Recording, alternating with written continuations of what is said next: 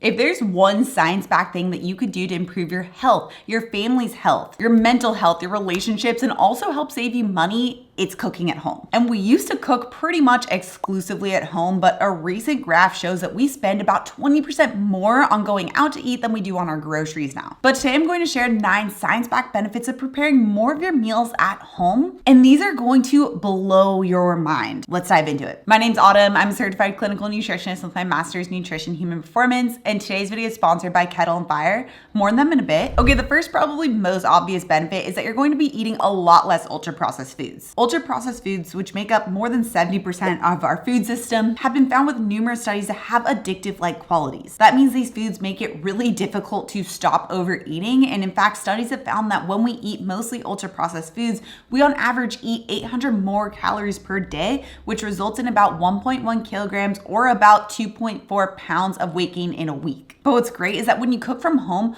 ultra-processed foods are inherently not really available. Ultra-processed foods are industrial. They're made in a factory. They're not something, or they're not ingredients that you typically find in a kitchen. So when you're cooking at home, you automatically have less ultra-processed food exposure, which means that it can automatically make a lot of progress toward weight loss or wellness goals. Okay, the second benefit is less PFAS exposure. PFAS or PFAS are known as forever chemicals, and they've really been in the news a lot lately. They're linked to certain cancers, pregnancy problems, and other health issues. And sadly, they are very common in a lot of packaging and fast food packages, which then those PFAS can leach into our food and stay in our body. But what's really cool is that researchers have found that those who eat more often at home have significantly less PFAS in their blood supply. Okay, the third benefit is less seed oils. Seed oils have also gotten a lot of attention lately, and that's because they are more inflammatory. They're high in omega-6 fatty acids. They also tend to be more industrial made, unlike other more natural oils where you just squeeze or press the original food item to get the fat out. Seed oils have to go through more processing that's done at the industrial level, which can result in a lot of oxidation or sometimes even chemicals that are left behind in the oils. And seed oils can be highly toxic when they are cooked at high temperatures, which is how they are often used, especially in fried foods like at fast food restaurants. Seed oils are also most often used at restaurants as well because they are so cheap. But when you cook at home, you have a lot more control over the oils that you can use. You can use more stable forms that are appropriate for the type of cooking that you're using. Like if you are going to be cooking high temperature, you can use avocado oil, or you could use ghee. And then for more moderate or lower heat cooking, you can use things like olive oil or butter or coconut oil. Each of these are more natural oils that also tend to be more stable too. Okay, the fourth benefit is better diet quality. So there's another study that found when we cook at home, people tend to eat less food in general, which again probably goes back to eating less processed or ultra processed foods rather, and therefore not getting stuck in that addictive like spiral. They also ate less sugar, carbs, and fat. And that combination of sugar, carbs, and fat can lead to something called a bliss point, which bypasses our usual satiety cues and causes us to eat well beyond our body's needs. Which is probably why when people eat less and therefore they eat less of those bliss point type of foods, they're more satiated and therefore they're not automatically triggered to eat well beyond their body's needs. Which, speaking of high quality ingredients to make delicious home cooked meals, I want to give a huge thank you to today's sponsor, Kettle and Fire. Cooking at home doesn't always mean you're literally spending hours in a kitchen cooking from scratch. I'm a new mom, I'm a business owner, I'm also currently pregnant with our second baby. I don't have time to be spending hours and hours in the kitchen. And I know that most people don't have the time. Even if they wanted to, they don't have the time to do that. And bone broth is one of those foods that can take so long to prepare, but has so many health benefits. Kettle and Fire is a really high quality bone broth company, and they slowly simmer bones from grass-fed cows to make sure that they can pull out as much nutrient density as well as collagen as possible. I love that Kettle and Fire is so convenient. I can just reach into my pantry and get high quality bone broth ready to use in any recipe like soup or stews or chili.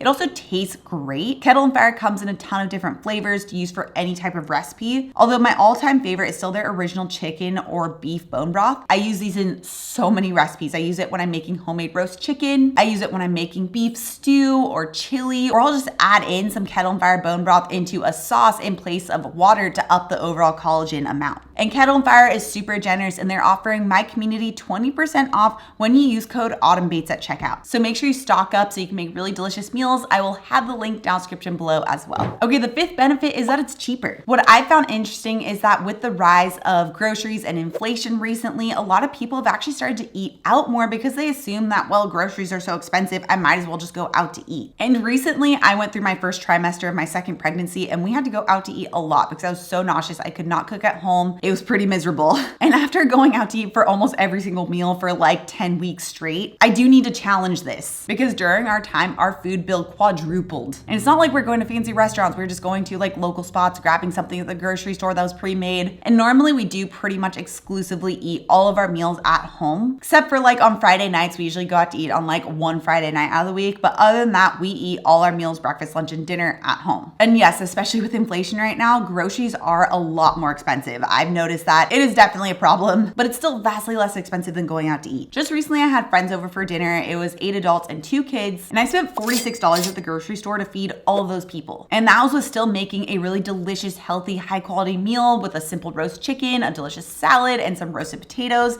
It was so simple, it was so delicious. To feed the same amount of people at a restaurant would be significantly more expensive. But here's why I do think people believe that going out to eat is less expensive. Because at face value, something like a meal at McDonald's might look pretty cheap, but still if you're to make the same food, it's not as cheap as eating at home. So at the time of recording, a quarter pounder with cheese at McDonald's costs $6.39. Now the current national average for ground beef is $5.50. So a quarter pound of ground beef to buy for home would be about $1.38. Now the national average cost for natural cheddar cheese per pound is $5.73. And each slice is usually going to be about 3/4 ounce. So cost for 2 slices would be 71 cents. Now, even if you're going to get like an organic whole wheat bun, the cost of one of those organic whole wheat buns would be $1.11. And then of course there's the extra condiments like the onions, the ketchup, the mustard, etc. But because those things are bought in like larger quantities, the cost is almost negligible. But even just for the sake of argument, for the high end, let's say $1 for all of that, which still that is probably about 4 times higher than what it really is. So total per person to make this same meal at home would cost you $4.24 on the absolute high end. That's more than $2 less per person than if you were to get it at McDonald's. And then there's other items at McDonald's like their oatmeal that costs $5.39, which I thought was like mind-blowing because even organic oatmeal at Whole Foods costs $8.99 at just 30 cents per serving. And then to make it even better than the McDonald's version, you can add in a serving of Greek yogurt and a generous serving of strawberries, and that'll bring you up another $2.79. And that's all for a healthier, cheaper option than buying something at McDonald's.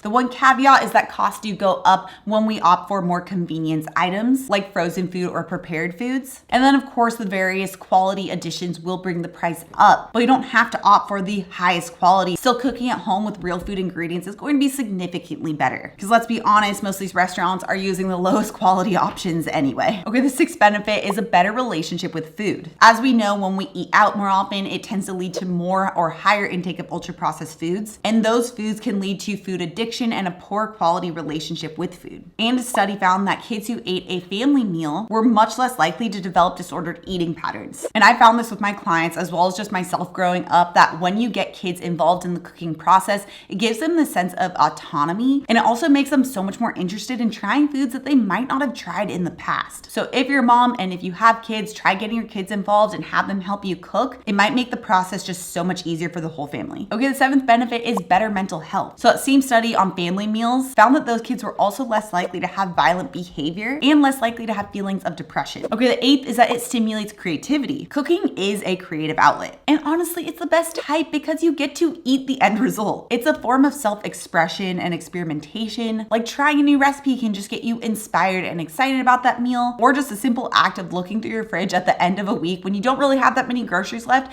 and getting creative with whatever you have in there, honestly, often results in some of the best meals usually. Okay, the 9th benefit are family and friend connections. There's something to be said about sharing a meal all together versus each person ordering their own specific meal. There's conversations around the meal, the thanks to the chef. You get to share cultures, you get to share traditions. It's a way of expressing love and gratitude. One study found that people associated cooking with scratch as a demonstration of love and care and nostalgia. You get to bring someone to your table and share a meal. For that reason, I specifically love always having friends over for dinner because of the act of community. Usually I make a meal, they'll bring over some type of drink or maybe an appetizer. Everyone at most is spending like $10 a person for this beautiful, delicious meal. And you also just get to spend so much time together. We always end up having the conversation at the dinner table of being like, wow, if we were to have this meal while out to eat, it would cost us like $50 a person at least. Although it is still fun to go out to eat on the occasion, especially to try something new, it's just not the same experience as having a home cooked meal,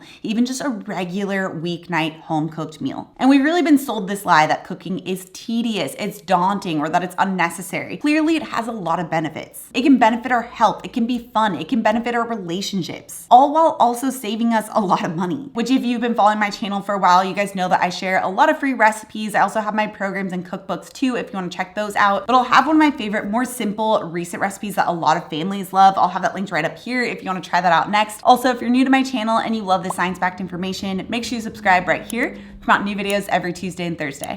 All right, guys, thanks so much for tuning in, and I'll see you in my next video.